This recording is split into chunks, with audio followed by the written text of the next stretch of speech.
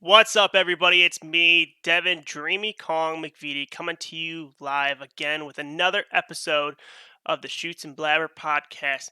Today, I'm super stoked to have a good friend of mine, Mick Manhattan of the Snobs Network and the Snobs podcast. He's here to talk a little bit about different movies and things that he enjoys about Christmas, and we'll even talk a little bit about horror films. And overall, we try to figure out the main question: is Die Hard really a Christmas movie? All that and more coming to you live right here.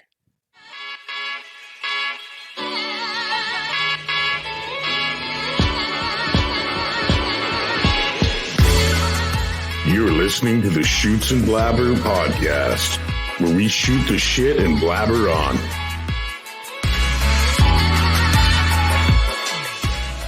With your host, Devon Dreamy Kong McVitie.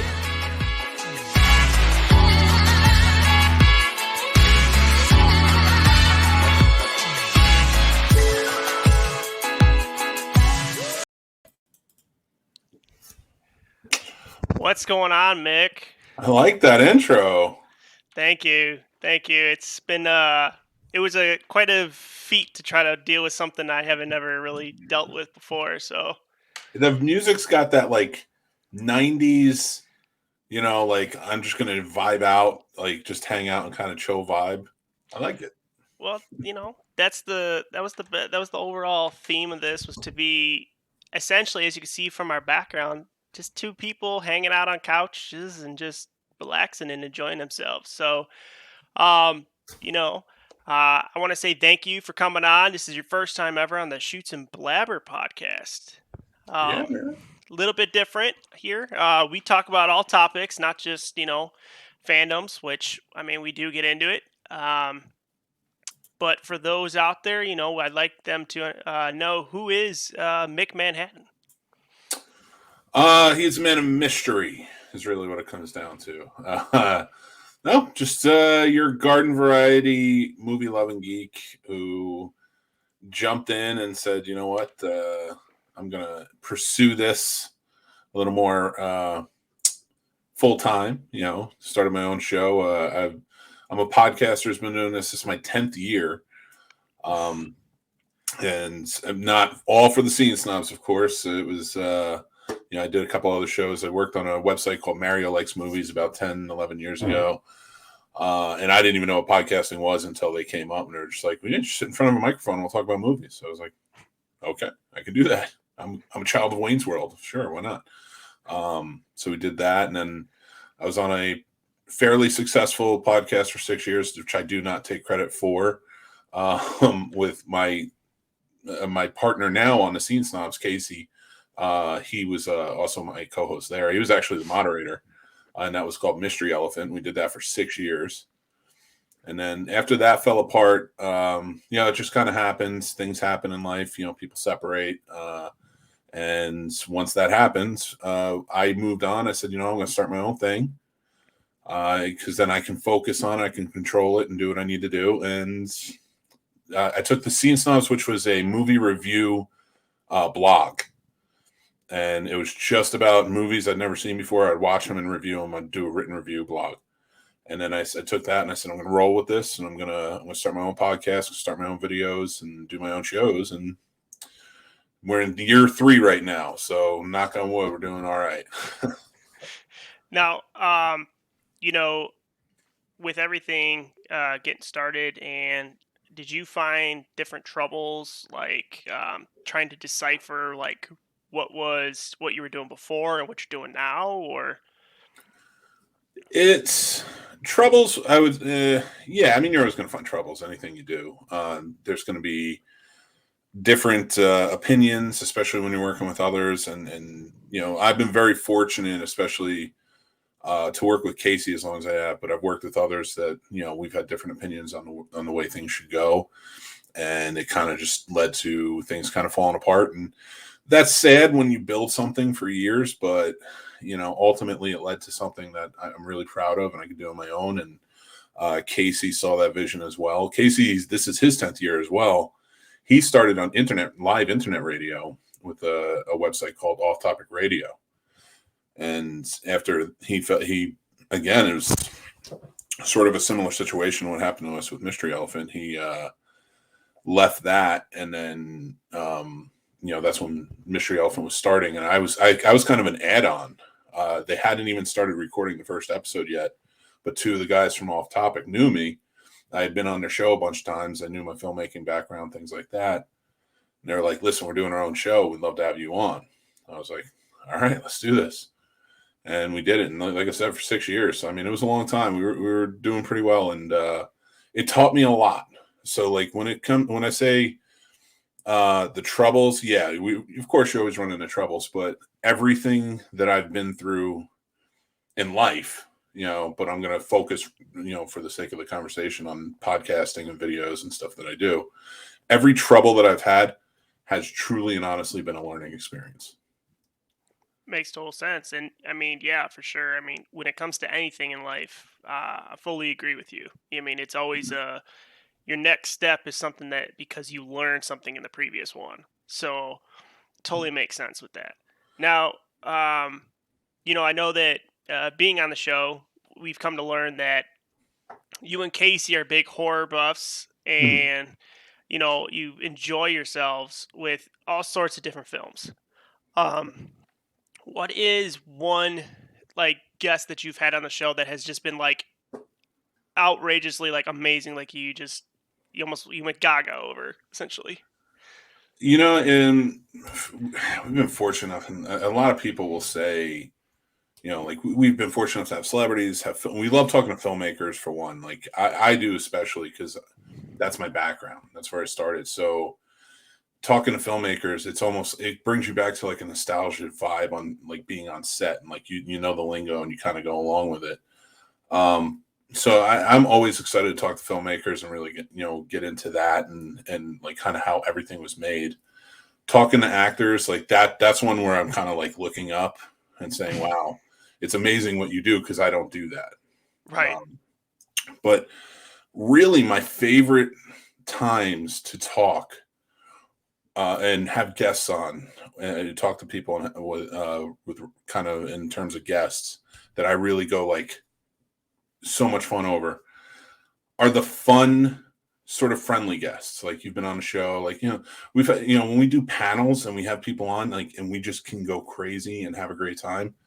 That's when I feel like I'm hitting my stride. Like I feel like the show is running on all cylinders. If it's just Casey and I, we're running perfectly.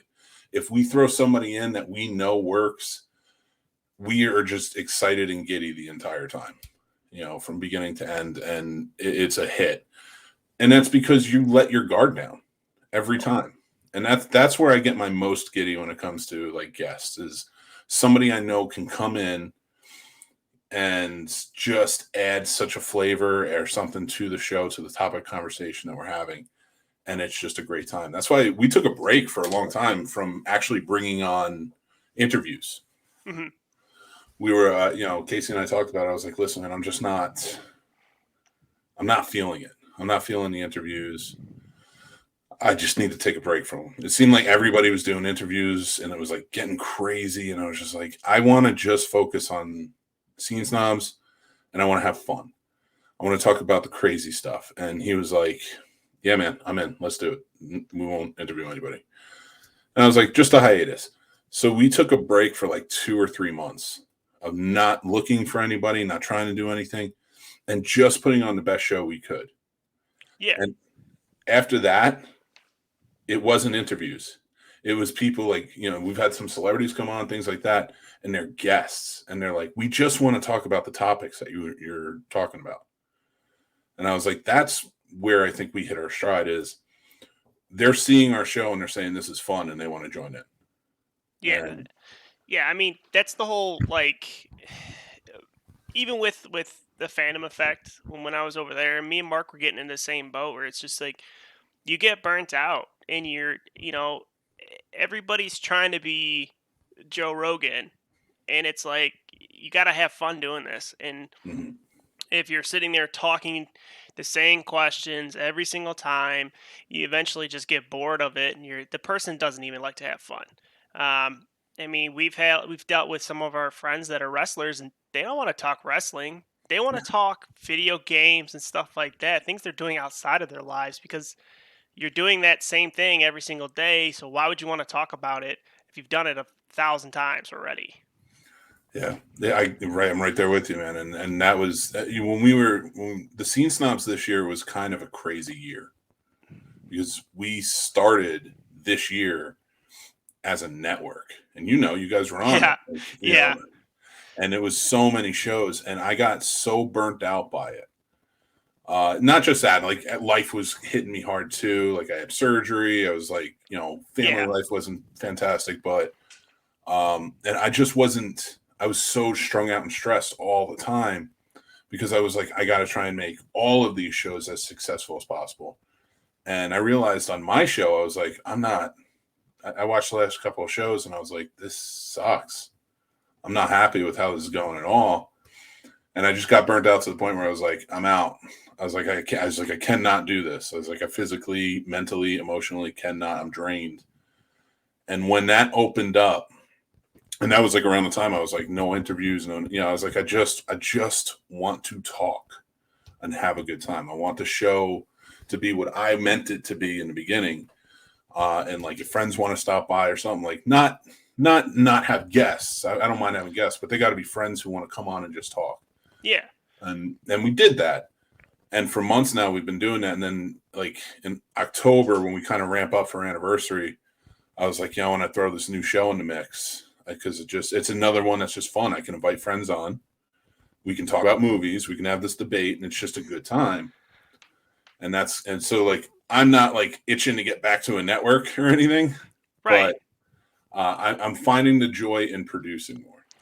So that's the biggest thing too that we were running into was that we'd have 3 or 4 shows, and we all would share resources. And naturally, we'd all have the Yeah. same guests on, and it'd be like 2 or 3 shows in the same day that would have the same guest on. And even like hearing the same things coming out of their mouths all the time, it kind of got like, okay, who are you doing this week? All right, well, they're doing this week, so you need to actually adjust it.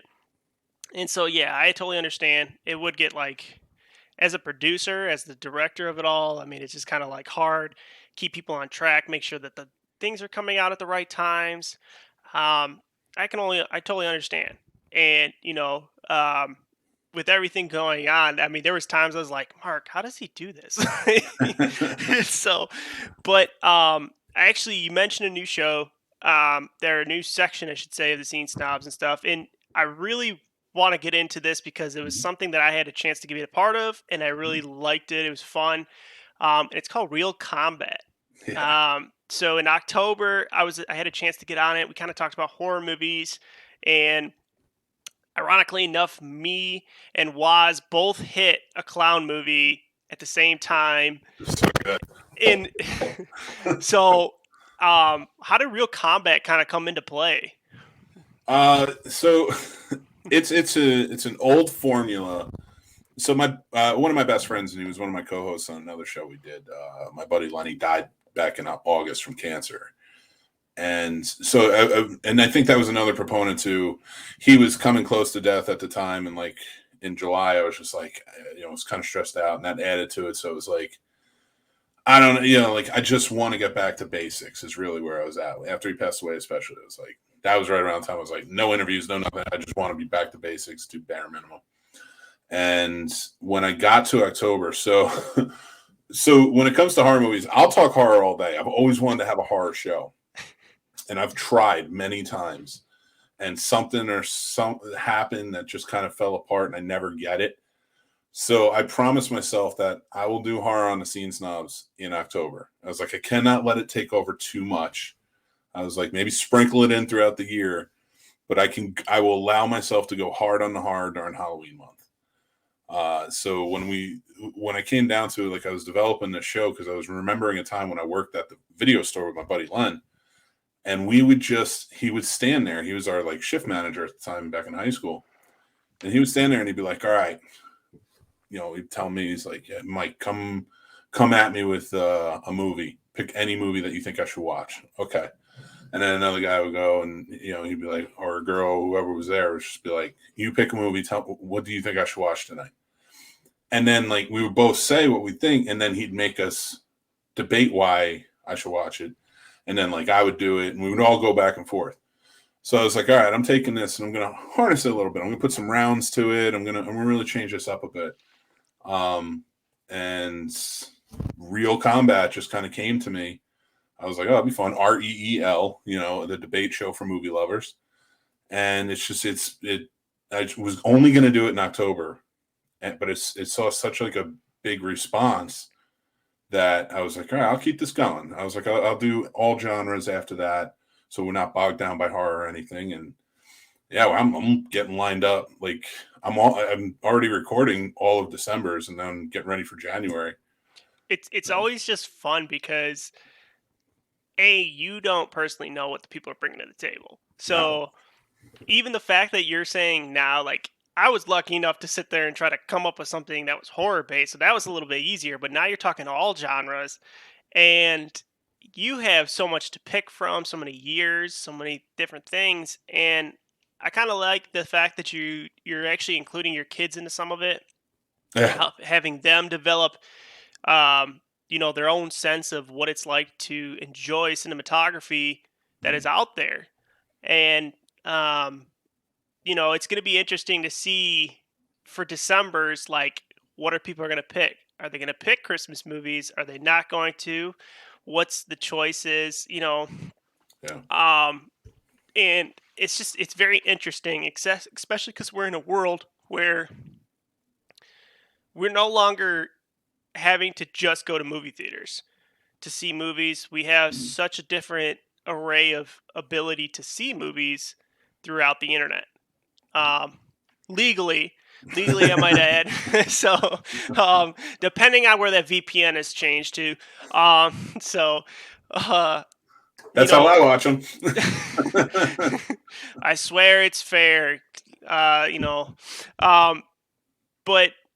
know that being a big movie buff yourself, are there any movies coming out soon that you're actually looking forward to seeing? Yeah, I'm really excited right now. So yeah, that was one thing. I hadn't been doing movie reviews. Like I said, I used to write them back in the day, and I was actually a ranked movie review. I had press credentials and everything because I worked for New Jersey Newsroom and a couple of other places throughout the years. So I got ranked for it, and then I just let it fall by the wayside, and I haven't had a chance to do it. So now I'm back to it. I'm doing video reviews. Like you said, my kids are kind of joining in doing it too. Because they want to be on YouTube. Everybody wants to be on YouTube now. So I'm trying to show them the ropes rather than just let them go. But yeah, in terms of movies that are coming out, like over the course of the next few weeks, I'm really excited for. Of course, Spider-Man. Mm-hmm. We could talk all day. Spider-Man No Way Home is going to be huge. Oh, yeah. And then West Side Story by Steven Spielberg. I love Spielberg. So I love that story. So it's very interesting that they're giving a new adaptation to it. I actually didn't know this until I was watching. What was it? I was watching one of my streaming channels the other day, and a commercial popped up for it. And it threw me for a loop because I was like, "Is that West Side Story?" And then the title popped up, and I didn't know that they were actually remaking it. And I remember watching it, the original version, in school in a film class that we had to take. And this is back in middle school, even, like, and we had to watch that in, Gone with the Wind and all the older movies that were like classics that you watched because it showed you this is how film was made originally. Yeah. And so to see Spielberg put his hand out there and be like, you know what, I'm redoing this. It's very interesting. So I'm right there with you on that one. There's that new Princess Diana movie my wife is really looking forward to seeing as well. I've heard really good things about it. Casey actually just watched it. I told him, I was like, you should review it because I haven't had a chance to yet. And I don't know what theater he saw it in, but yeah, he saw it and he was just like, hey, this movie's really good. It's kind of like a fringes on the horror side of things, but it's a really well told story. I was like, yeah, but Kristen Stewart.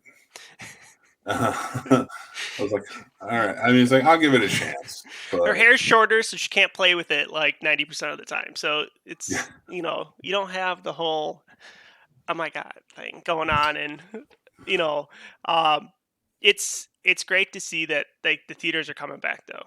Hmm. You know, Yeah. one thing you say like Spider-Man and stuff like that, one superhero movie I am definitely looking to see, and I could say that as a horror fan, I bet you will be first in line as well. Is Batman, the Batman? Yeah. They are coming out with things right now of people who have watched pre-cuts and saying that it runs just like a horror thriller, Hmm. and that to me means that it's more detective based. So Batman's naturally going to be in his element, what he needs to be in, and that is going to be one I see in the theaters for sure. Yeah. Oh, absolutely. That the superhero movies, like that's what they're designed for. That's what the theater is really designed for. And like a lot of times when somebody's like, "Hey, you want to go see this comedy?" I'm like, "No," because I mean, if I'm going to the movies, I want to see something that's going to pack a punch. And to me, that is the action movies, especially superhero movies, and oddly enough, animated movies Yeah. because the music is always wonderful, and with the surround sound, it really hits. I'm looking forward to Sing 2. The King's Man. That's another one. What's the name of the other one that I was looking for? Nightmare Alley with Bradley Yes. Cooper. Yep. Guillermo del Toro movie, and that it just looks fascinating. And every time he does a movie that looks weird and you don't know what's going on with it, sign me up because I know it's Yeah. going to be good. Well, it's just like the way that Del Toro creates his creatures. It's almost like the way the Beatles used to make music. They just get full. He just gets pumped full of drugs or something, and he's just in his own little world, coming up with his concepts. And it's just very interesting to see what pen to paper to makeup is created through his work. Mhm. With Labyrinth and all them, like I was just like, like I was just like, holy shit, dude! Like this dude's like work that he has created is just unbelievable. Um, Yeah. a lot of people see like they'll come up with monsters every day of the week, right? When they come up with like what is it called? Scary stories to tell in the dark. Those are some interesting Mhm. monsters. And you're sitting there thinking like, okay, I'm used to Freddy and Jason and all these, and you got these dudes that are looking like blobs with fat chins and eyes that are just blacked out, and that to me is more interesting. In all honesty. Well, it's funny you mentioned that, and there's a lot of movies that are coming out that are lesser known that I'm definitely interested in. And this one bends more on the horror side, but I'd say it's more psychological than anything. And it comes out in February. It's called The Black Phone. It's an Ethan Hawke movie Ooh. where he plays a. They don't even specify whether he's like a pedophile, but you kind of assume he is. The one, Hmm. he kidnaps kids in the van and kills them. Uh, so what he does is he captures one kid and brings him in his own van, locks him in this like cement basement that he's built, and all that's in there is a mattress and a black phone on the wall, and the phone doesn't work. And he says to him, he's like, because when the kid's like trying to call out on the phone and stuff, he's like, that phone hasn't worked in this house since I was a kid. So now you're kind of getting that backstory of like, I guess this happened to him. So and now he's the guy doing it, and he's just a very creepy vibe. But the whole hook to it is he's killed like 7 or 8 other kids, and his sister's desperately trying to work with him, and work with the police to help try and find him because she's like so distraught. She was supposed to like walk him home or something like that. Uh, but the phone starts ringing when the guy's not around, and the kid picks it up, and every time it's a different kid that was killed, and they're all talking to him because they all had different escape plans. So they're all training him how to escape their different ways. And like, it looks very interesting, very weird, very different. And those are the types of movies, like, especially after you get out of all the superhero and everything like that. I'm like, I need to decompress and watch something that's just weird and different. And that's something I'm really looking forward to. I mean, Yeah, I mean that's the hard thing with the way that COVID has created, the line for us in the ways they film stuff. It puts a lot of things that were on the back burner. Um, and but the nice thing is that it's going to bring forth a lot of independent stuff, Mhm. and things that people felt that they put their own money into. You know, it's like the biggest. What is it? They said that Mel Gibson put all his put 45. I think it was like $45,000 or some. He put some type of money, like a huge chunk of money, towards Passion of the Christ, and look, he got that in return. And you know, I feel that movies like that, where it's a passion project that people love to see, Mhm. is going to make it more entertaining to watch. Yeah, Um, 100%. And it's stuff like that. Like once you start gearing up for awards, the award season, you're going to start seeing a lot more stuff that's like really stands out. That you may not have thought about. right. Um, Now I'm going to kind of shift gears here a little bit. It is December, so naturally we're going to start getting into the Christmas season.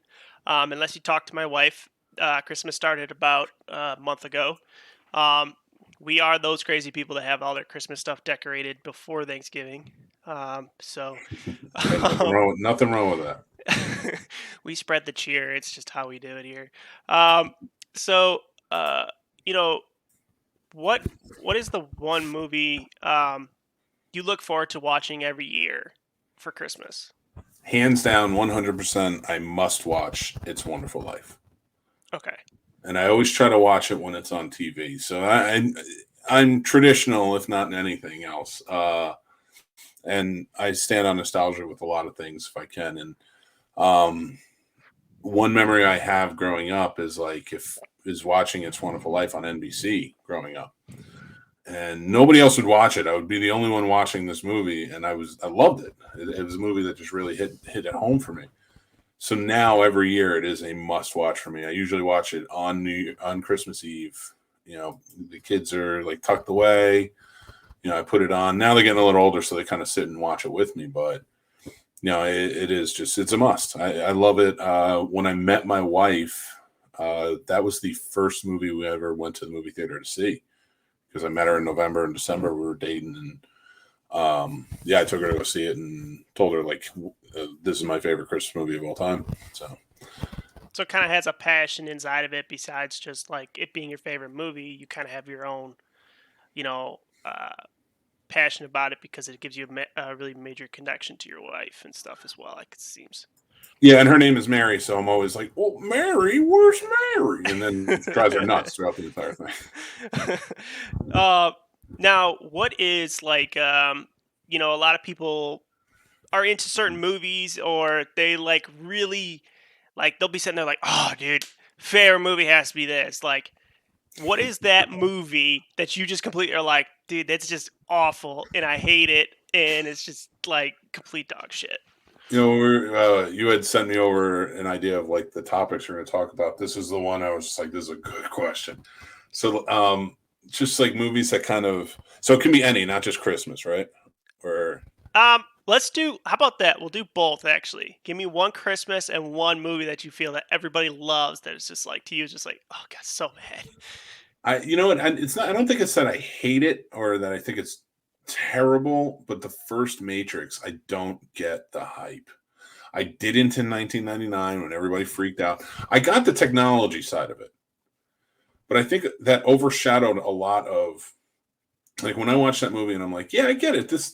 The visual effects are beautiful in this movie and they did a fantastic job, but they're not better than Terminator 2 in my opinion. So it's like, or Jurassic Park. So it's like, I mean, what did you really do here?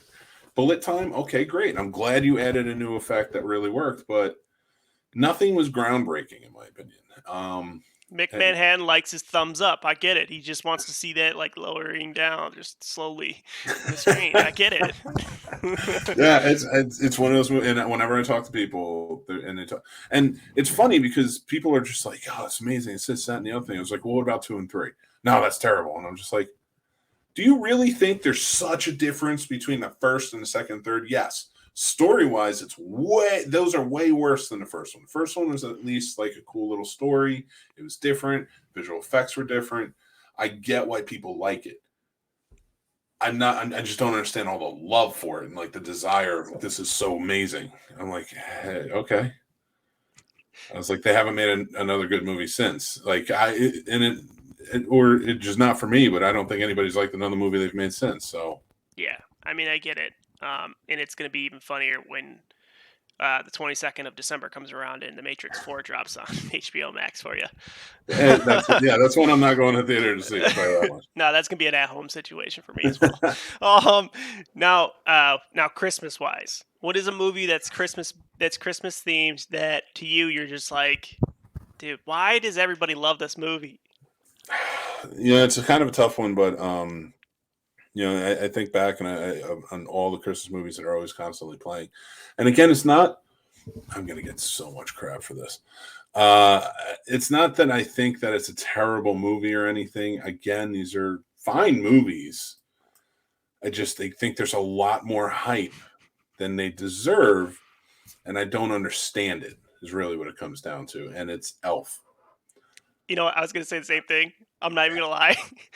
It's Elf so is overplayed. It's just like it's so funny.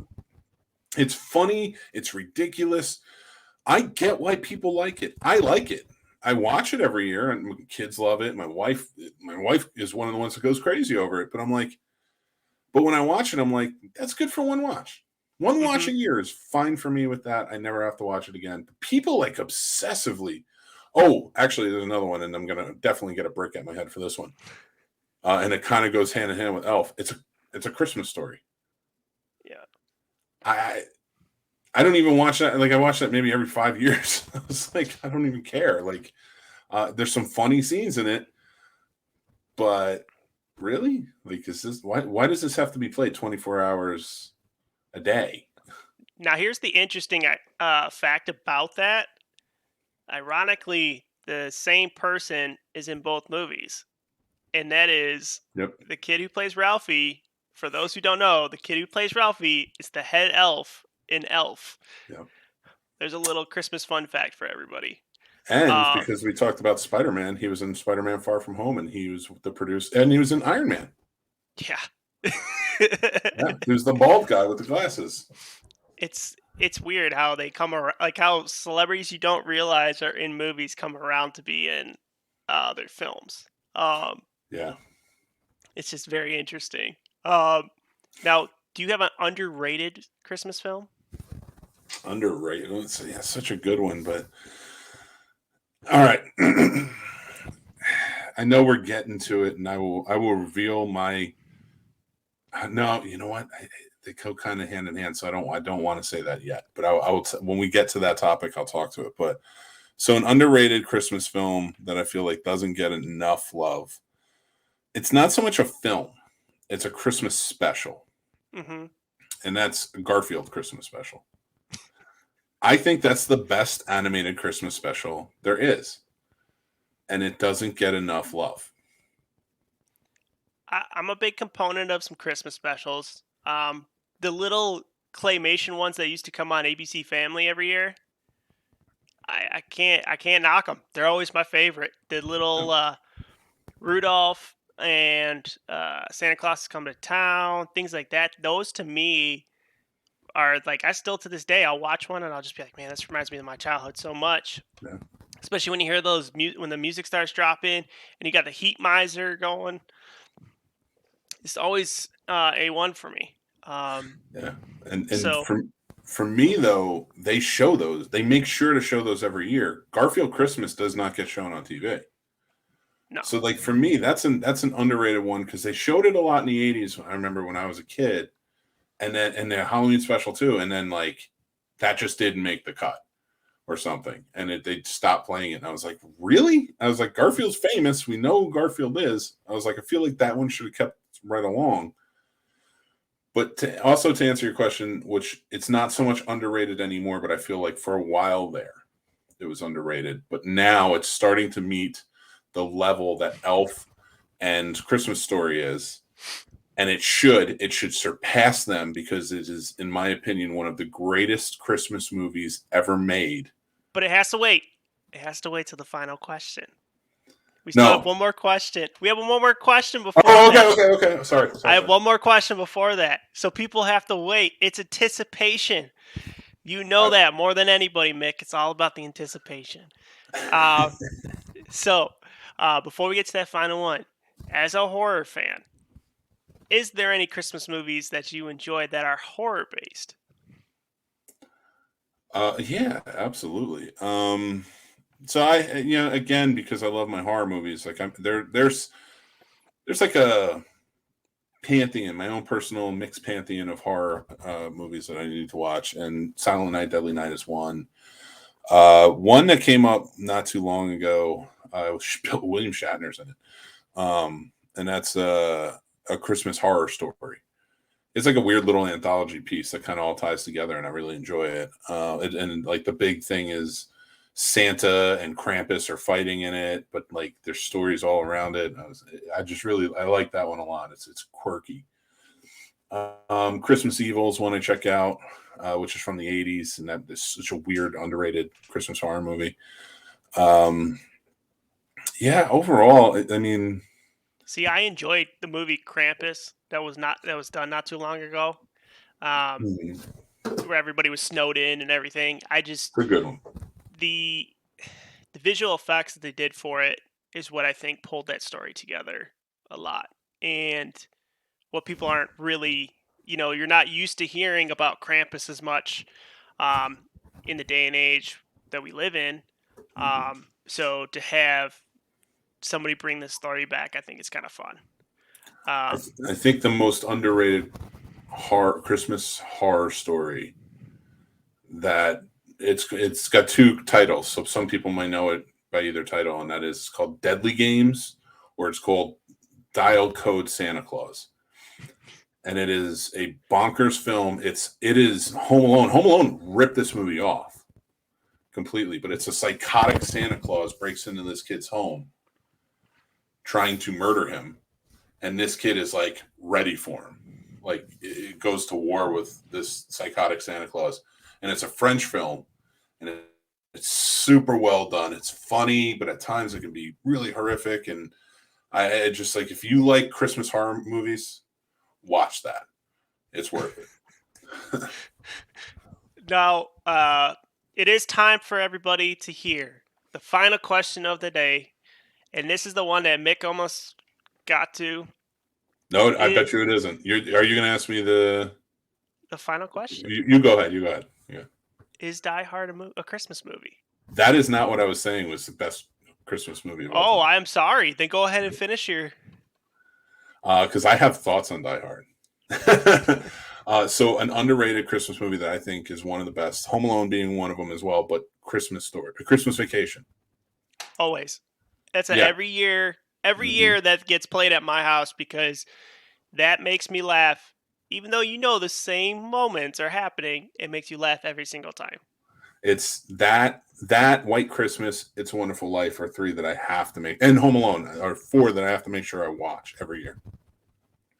Hands down. I do have a friend named Margot, and it's the best. It's the one time a year that I just love saying, "I don't know, Margot," like every time.